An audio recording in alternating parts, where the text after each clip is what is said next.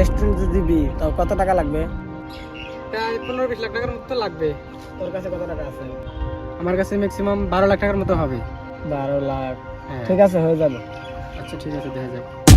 মামা টার্গেটটা কিন্তু মিস করা যাবো না। 12 লাখ। তুই যেমন করে হোক খোঁজ খবর লাগা, বাকিটা আমি সামলে নেব।